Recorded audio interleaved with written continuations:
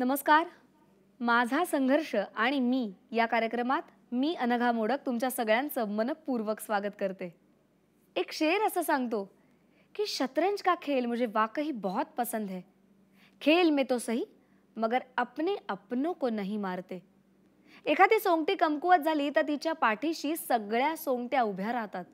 मात्र समाजातला एखादा घटक कमकुवत झाला मनाने, बुद्धीने किंवा शरीराने तर समाज त्याच्या पाठीशी उभा राहतोच असं होत नाही. पण काही जण याला अपवाद असतात. जिद्दीने नशिबाचा पट सुद्धा जिंकतात आणि संकटाला चेकमेट अशी उत्तर देतात. अशाच एका मैत्रिणीची ही कहाणी अनुभवूया. अनु उर्फ गीता चौहान. अनुचं आतापर्यंत संपूर्ण आयुष्य जरी व्हीलचेअरवर गेलं असलं तरी बास्केटबॉल सारख्या खेळामध्ये मात्र तिनं भरारी घेतलीये. 6 वर्षांची असताना अनुला ताप आला आणि उपचारादरम्यान तिला पोलिओची बाधा झाली. तमाम समस्यांना तोंड देत अनुनं आपलं शिक्षण पूर्ण करत CA पर्यंत मजल मारली. बालपणी खेळापासून दूर राहिलेल्या अनुला व्हीलचेअर बास्केटबॉल आणि व्हीलचेअर लॉन टेनिस बाबत माहिती मिळाली आणि आपलं पुढचं आयुष्य तिनं संपूर्णपणे खेळासाठी देण्याचं ठरवलं. त्यानंतर मात्र अनुनं कधीच मागे वळून पाहिलं नाही. अनेक राष्ट्रीय आणि आंतरराष्ट्रीय स्पर्धांमध्ये तिनं शानदार कामगिरी बजावली. व्हीलचेअर बास्केटबॉलमधल्या या यशानंतर न थांबता तिनं लॉन टेनिस खेळायलाही सुरुवात केली. अनुचा संघर्ष हा समाजाशी नसून स्वतःशी आहे. मनात ठरवलं ते करून दाखवायचंच या जिद्दी स्वभावामुळं तिनं यश संपादन केलंय. व्हीलचेअर बास्केटबॉल आणि लॉन टेनिसमध्ये भारताचं नाव जागतिक पातळीवर नेण्याचं अनुचं स्वप्न आहे आणि म्हणूनच मिल सके आसानी से उसकी ख्वाहिश कैसे है, जिद तो उसकी है जो मुकद्दर में लिखा नहीं. या ओळी अनु चौहानच्या संपूर्ण प्रवासासाठी साजिश आहेत. लॉन टेनिस आणि व्हीलचेअर बास्केटबॉल यासारख्या खेळातून स्वतःचं एक वेगळं आयुष्य घडवणारी अशी गीता अर्थात अनु चौहान आपल्या भेटीला आले. अनु नमस्कार. नमस्कार. आणि आमच्या कार्यक्रमात तुझं खूप मनापासून स्वागत. Thank you so much. अनु, तुझ्या स्ट्रगलची सुरुवात खूप लहानपणापासून झालेली आहे. पण हा स्ट्रगल नेमका केव्हापासून तू करतीयस आणि कशामुळे? मुझे 6 साल की एज में पोलियो हुआ था. उस वक्त डॉक्टर ने मुझे फीवर में इंजेक्शन दे दिया और मेरे दोनों पैर खराब हो चुके थे उस वक्त. अच्छा. और मेरे मॉम डैड को पता भी नहीं चला. देन उन्होंने ट्रीटमेंट कराया तो एक थोड़ा ठीक हुआ, एक तो पूरा ही खराब है. एक में भी मतलब 50 to 60% ही पोलियो है अभी भी. तो उसी वक्त मैं क्रचेस से वॉक करने लगी. मुझे काफ़ी टाइम मतलब घर पे सिस्टर मार मार के क्रचेस लेना यूज़ करना सिखा रही थी क्योंकि मेरे फैमिली में किसी को हुआ नहीं है तो उनको भी आइडिया नहीं कि करना क्या था. बट मैंने क्रचेस लेना स्टार्ट किया. धीरे धीरे थोड़ा ट्यूशन वगैरह जाने लगी. आसपास के लोग पढ़ाते थे थोड़ा. तो उसमें उसके बाद मुझे स्कूल में एडमिशन चाहिए था और पोलियो की कंडिशन में कोई स्कूल वाले मुझे एडमिशन दे ही नहीं रहे थे. मग ज्या वेळेला तुला शाळेत नाही सांगितलं मग अशा वेळेला तू दुसरा पर्याय का निवडलास? मैं तो छोटी थी, मुझे कुछ समझ ही नहीं, आइडिया ही नहीं. सिस्टर मेरी काफ़ी ट्राई कर रही थी और सिस्टर ने 2-3 स्कूलों में ट्राई किया.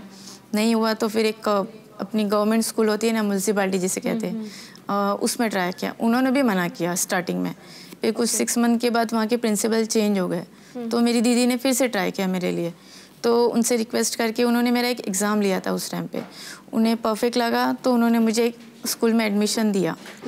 फिर मुझे आने जाने में बहुत दिक्कत थी क्योंकि स्कूल मेरा मतलब घर था सिनेमैक्स थिएटर के पास और जो मेरा स्कूल है वो है पारला मतलब कोल्डोंगरी की तरफ था. मतलब यहाँ से मे बी 2-3 किलोमीटर दूर था और बाय वॉकिंग मुझे जाना पड़ता था. तो क्रचेस लेके स्टार्टिंग में तो दीदी मुझे 1 साल तक उठा के लेके गई. बट जब मैंने क्रचेस ट्राई किया और क्रचेस से ही जाना पड़ता था, मुझे ऑप्शन नहीं थे. दीदी ने मुझे बहुत हेल्प किया लेकिन मेरी सिस्टर ने. टीचर्स ने तुला काही वेगळी मदत केली का? टीचर्स पण करायचे नाही? कुछ भी नहीं. स्कूल में मुझे कभी कोई सपोर्ट नहीं मिला. स्कूल में भी नहीं, नथिंग. ओके. और जैसे भी कर सकती थी मॉम ने मुझे पढ़ाया स्कूल तक पूरा. और मैं म्यूनसिपैलिटी स्कूल में पढ़ी हूँ. म्यूनसिपैलिटी स्कूल की कोई वैल्यू नहीं है शायद, गवर्नमेंट की आप भी जानते हो. और आज के टाइम पे प्राइवेट स्कूल को ज़्यादा इंपॉर्टेंट देते हैं उनकी स्टडी पे भी. फिर भी मैं वहाँ पे मैंने स्कॉलरशिप भी ली थी. 7th क्लास में मुझे स्कॉलरशिप मिली थी. और म्यूनसिपैलिटी स्कूल में 7th तक ही स्कूल अवेलेबल होते थे, 10th नहीं होते थे. तो मेरे भाई प्राइवेट स्कूल में जाया करते थे उस टाइम पे। तो यहाँ से मुझे एडमिशन, मतलब यहाँ से मैंने क्लियर करने के बाद मुझे उन लोगों ने परमिशन दे दी, मतलब एडमिशन दे दिया प्राइवेट में। 3 साल वहाँ पे मैंने कंप्लीट किया। फिर वहाँ पे मुझे बहुत प्रॉब्लम्स आई प्राइवेट स्कूलों में, क्योंकि गर्ल्स के साथ मुझे बैठने नहीं मिलता था, बॉयज़ के साथ बैठना पड़ता था। का म्हणजे मुलींबरोबर का नाही बसायचं? उनका अभी मुझे धीरे धीरे बाद में समझा एक्चुअली, क्योंकि लड़कियाँ ऑलवेज हमारे साथ बैठने के लिए, मतलब मेरे साथ बैठने के लिए इग्नोर ही करती थी। कोई बोलता था जगह नहीं है, कोई बोलता है दूसरे की प्लेस है, ये है वो है। मुझे बॉयज़ के साथ ही बैठना पड़ा। स्टार्टिंग के 2 साल मैंने बॉयज़ के साथ ही बैठे। पण अनु, या सगळ्यातनं पुन्हा तू उभी राहिलीस, कॉलेजमध्ये गेलीस आणि CA पर्यंतचं शिक्षण तू पूर्ण केलेलं आहेस। कॉलेज में कैसा था, स्कूल कंप्लीट होने के बाद मॉम ने मेरा कॉलेज में एडमिशन तो करा दिया, बट मेरी फैमिली, इनफैक्ट मेरे डैड पढ़ाना नहीं चाहते थे। उनका सिर्फ यही सोच है कि लड़की है और ऐसी कंडीशन में तो घर बैठ के खाना खाए बस हो, इतना ही था उनका। तो फिर भी मॉम ने झगड़ा करके मेरा एडमिशन करा दिया। एडमिशन कराने के बाद फीस, मतलब बहुत कुछ चीज़ें हैं जो ज़रूरत लगती है, क्योंकि हिंदी मीडियम से और इंग्लिश मीडियम में जाना बहुत डिफरेंट होता है।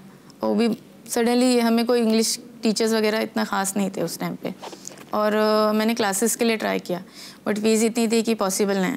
तब से मैंने सिम कार्ड बेचे, फिर डायमंड में मैंने स्ट्रेटनिंग वगैरह होते, रियल डायमंड, वो सीखा। फिर मैं ऑर्डर पे जाने लगी, मतलब 1 घंटे का 1000-2000 ऐसा मिल जाता था। तो धीरे धीरे मैंने क्लासेस वगैरह कंप्लीट किए। तू खूप अप्रतिम 2 गोष्टी करतेस, एक म्हणजे lawn tennis and wheelchair basketball. हे खूप ब्युटिफुल आहे, याविषयी सांग ना। एक्चुअली ऐसा था कि बचपन में बच्चों के साथ कभी खेल नहीं पाए। एक हमेशा डिप्रेशन रहता था या मन में, क्योंकि सब खेलते थे और मैं अलग बैठी हूँ, तो सिर्फ देख सकते थे। वो लोग खिलाते भी नहीं थे और हमें पता नहीं खेलना कैसे, हमसे अलग रखते थे, शायद उनके पेरेंट्स हो या जो भी हो। बट उसमें कैसा था कि मुझे जब एक फ्रेंड था रवि, उसने मुझे बताया कि ऐसा डिसेबिलिटी के लिए एक बास्केटबॉल है, ठीक है, वो है, एग्री करती हूँ। मुझे जब उसने इतना बताया मुझे एक्साइटिंग लगा कि कुछ करना है, पर जब मैंने देखा मूवमेंट ये वो, तो मुझे बहुत लगा। तो मतलब जो बचपन के सपने थे ना, कभी खेल नहीं पाऊंगी, तो वो मैंने ट्राई किया। नॅशनल इंटरनॅशनल बऱ्याच गोष्टी खेळलेली आहेत। हाँ, मैंने नेशनल 2017 में खेला है मैच, और अभी बैंकॉक जाके आई हूँ इंटरनेशनल के लिए, वाव। मार्च में। आणि लॉन टेनिस? लॉन्ग टेनिस का भी मेरा प्रैक्टिस कंटिन्यू चल रहा है। टूर्नामेंट है उनका भी जुलाई में, वो भी कंप्लीट हो ही जाएगा। बट कोशिश कर रही हूँ कि कोई गेम से मैं ओलंपिक तक पहुँच सकूँ। आत्ता जो तू जसं म्हणालीस की तुला ट्रॅव्हल करायचे पण अनेक गोष्टींमध्ये अडचणी येतात, तर आज एक सर्वसामान्य माणूस म्हणून आम्ही जेव्हा बघतो तर त्यावेळेला त्या लक्षात येत नाही, पण त्या तू सांगू शकशील की घरापासून तुला तुझ्या लॉन टेनिसच्या ग्राउंडपर्यंत जायचं असेल तर तुला काय काय दिव्यातनं जावं लागतं? पहली बात तो मेरा घर इतने अंदर है, चौल में है, बहुत कंजेस्टेड है, वहाँ पे ऑलवेज स्लीप होने के डर है। मैं अगर थोड़ा सा क्रचेस भी यूज़ करूँ घर के मेन रोड तक आने के लिए, इनफैक्ट व्हीलचेयर रखने के लिए भी मुझे प्लेस नहीं है घर के अंदर, इतना छोटा है मेरा घर। स्लोप है मतलब? हाँ, स्लोप भी नहीं, घर में एक्चुअली गली के अंदर है घर, और वहाँ से बाहर आना, क्रचेस यूज़ करना, व्हीलचेयर, फिर मैं वहाँ पे बैठती हुई, फिर वहाँ से मेन रोड तक जाने में मुझे 10 to 15 मिनट्स जाते हैं व्हीलचेयर पे। क्रचेस पे आऊँ तो मुझे फिर 30 मिनट्स लगते। ये सब करके भी तू आज खडी है। मला अजून एक खूप महत्त्वाची गोष्ट वाटते जी तू फॅन्टॅस्टिक केलेली आहेस, ती म्हणजे वॉल क्लाइंबिंग, आणि तू ते पूर्ण केलंस माझ्या मते 40 फीट। हाँ, कैसे किया? पता नहीं, बस देख लिया तो मुझे इतना इंटरेस्टिंग लगा कि शो मैं कर सकती हूँ, मैंने ट्राई किया। मुझे सिर्फ किसी को प्रूव करना नहीं था, देखना था कि मैं इस कंडीशन में वहाँ तक चल सकती हूँ क्या। तो फिर एवरेस्ट तक भी चढ़ा जा सकता है अगर वहाँ तक चढ़ गए तो। अगर कुछ होप्स मिला तो मैं उसके लिए भी ट्राई करूँगी। अनु, मला खूप जाणून घेण्याची उत्सुकता आहे। तर लॉन टेनिस आणि बास्केटबॉल दोन्ही मैदानी खेळ, पण तुम्ही व्हीलचेअरवर खेळता, कसे खेळता आणि नियम कसे वेगळे आहेत, वेगवेगळ्या अडचणी, सगळ्याच विषयी सांग ना। पहले तो कैसा है कि बास्केटबॉल जो व्हीलचेयर में हम खेलते हैं बहुत बड़ा रिस्की गेम है, क्योंकि हम वो कभी भी गिर सकते हैं, कभी भी कुछ हो सकता है। व्हीलचेयर काफ़ी हैवी होते, अकेला मूव करना बहुत मुश्किल है। हम स्पीड तो दे लेते हैं लेकिन आगे के लिए रिस्की, कब आगे से गिरे कब पीछे से गिरे, क्योंकि बैक में इंजरी होना, शोल्डर, हाथ, मतलब बहुत सारे रिस्की है। फिर भी इंटरेस्टिंग गेम है, बिकॉज जब मैं खेलती हूँ ना मुझे बहुत खुशी होती है, क्योंकि पता नहीं क्यों सामने वाले से फाइट कर रही है अपने आप से पता नहीं चलता है। बट उसमें एक है कि हम बॉल जब कैरी करते हैं तो व्हीलचेयर सिर्फ 2 बार पुश कर सकते हैं, कंटिन्यू लेग पे रख के बॉल को हम नहीं लेके जाते, वो रूल है। या तो हमें ट्रिपलिंग करना है या तो बॉल पास करना है तुरंत, और 24 सेकंड के अंदर ही बास्केट होना चाहिए, और हाफ कोर्ट 8 सेकंड में हमें क्रॉस करना ही चाहिए बॉल लेके, उससे ज़्यादा नहीं, नहीं तो बॉल ऑपोजिट वाले को मिल जाएगा। 8 सेकंड में अगर क्रॉस नहीं किया हाफ कोर्ट हमने, एक वो ऑप्शन है।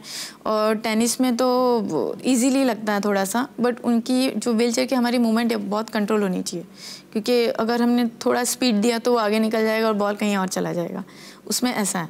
तो अभी तो मैंने जस्ट वो स्टार्ट ही किया है। बास्केटबॉल में काफ़ी गिर चुकी हूँ, इनफैक्ट इंटरनेशनल से भी गिरी हूँ। अभी उभे कसे राहतेस किंवा बसतेस कशी? मोस्ट ऑफ तो गर्ल्स को सर लोग उठा देते हैं, कोचेस। रूल्स के हिसाब से नहीं उठाना है, खुद उठना है। तो अभी मैं सीख रही हूँ कि खुद गिर के खुद कैसे हरूँ, क्योंकि फर्स्ट टाइम जब गिरी तो मेरे हाथ पैर एकदम कांपने लगे। बापरे. तू व्हीलचेअरच्या बाबतीत अजून एक खूप छान मुद्दा सांगितला होतास की आत्ताच्या व्हीलचेअर जितक्या ॲडव्हान्स असतील तितकं तुम्हाला खेळायला जास्त चांगल्या पद्धतीने मिळणार आहे. तर त्या व्हीलचेअरच्या संदर्भात सांग ना. व्हीलचेयर कैसा है कि स्पोर्ट्स वाली में वो एक लोकल होती है, एक इंटरनेशनल लेवल पे अलग स्पोर्ट्स व्हीलचेयर आती है, वो बहुत कॉस्टली है। और हम जो खेलते हैं उसमें बहुत मेहनत है, मतलब हम 3 बार अगर पुश कर रहे हैं तो इंटरनेशनल में सामने वाले अपोजिट वाले वो 1 बार पुश करके निकल जाते, मतलब बहुत ज़्यादा स्टेमिना है उनका। 10% होगा तो हमें 50% देना है, तब नहीं तो उनके अगेंस्ट खड़े रहना बहुत मुश्किल होता है व्हीलचेयर पे। फिर भी तुम खेलते हो और जीतते हो. इंटरेस्टिंग है वो थोड़ा। This is beautiful. बिकॉज वो खेलते खेलते ना, मुझे पता नहीं सबका मुझे आइडिया नहीं है, मुझे बहुत खुशी होती है। तुला पुढे जाऊन अजून काय काय करायचं आहे स्पोर्ट्समध्ये सुद्धा आणि अदरवाइज तुझ्या इतर आयुष्यात सुद्धा? सबसे इम्पोर्टेंट चीज़ तो मुझे एक डिसेबल लोग के लिए होम बनाना है जिसमें पासिलिटी बिल्कुल ना हो। वाव. ना कि स्पाइनल, ना कि पोलियो, ना कि एम्प्यूटी। बिकॉज कैसा होता है, डिसेबिलिटी सबकी है, किसी की कम है किसी की ज़्यादा है, दर्द तो सबके सेम है। किसी की पासिलिटी किसी को हम एहसास दिला के उसे हम बोलते हैं ना हर्ट कर रहे हैं। बिल्कुल.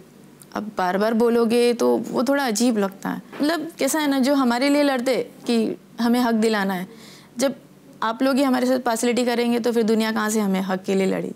अनु, तू तुझ्या सगळ्याच गोष्टींवर मात करत उभी राहतेच आहेस, पण त्यातल्या खूप काही गोष्टी महत्त्वाच्या आहेत. त्या म्हणजे तुझ्या आसपास असणाऱ्या अनेक फ्रेंड्सचा सपोर्ट, मनात असणारी सुजित विषयीची जाणीव आणि तुझं जुनून. आज कोणाशी बोलायला आवडेल, कोणाशी बोलशील? मुझे तो सुजीत को ही थैंक्स बोलना है। जरूर. हाय सुजीत, कैसे हो? मैं ठीक ही हूँ ऑलवेज। और सीए तो कंप्लीट कर लिया मैंने, थैंक यू सो मच, तुम सपोर्ट किए तुमने। हाँ, हमेशा से और आज भी हो। भूलना तो मुश्किल था, बट हाँ ठीक है, बट मैंने ट्राई किया और मैं आज खड़ी हूँ। कोशिश करूँगी कि आगे भी खड़ी रहूँ, हमेशा साथ में और हमेशा साथ में ही रहना। Thank you so much. Anu, सगळेच जण तुझ्या बरोबर आहेत आणि सुजितही असेल. माणसं जगातनं गेली म्हणजे ती मनातनं जात नाहीत. माझ्या मते तुझ्या जी जिद्द आहे, जो जुनून आहे ना, तो एक प्रकारे या सगळ्याच्या निमित्तानं सुजितच तुझ्या आत आहे आणि तो जिंकेल. तुला खूप मेडल्स मिळत आणि तुझा बिझनेस भरपूर मोठा होऊ दे अशीच बाप्पाजवळ प्रार्थना.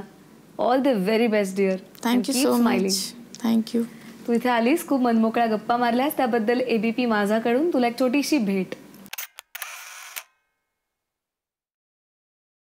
थैंक यू सो मच अनु, इकडे आलीस, खूप गोड बोललीस आणि खूप खूप शुभेच्छा. थैंक यू, आपने मुझे यहाँ पे इनवाइट किया.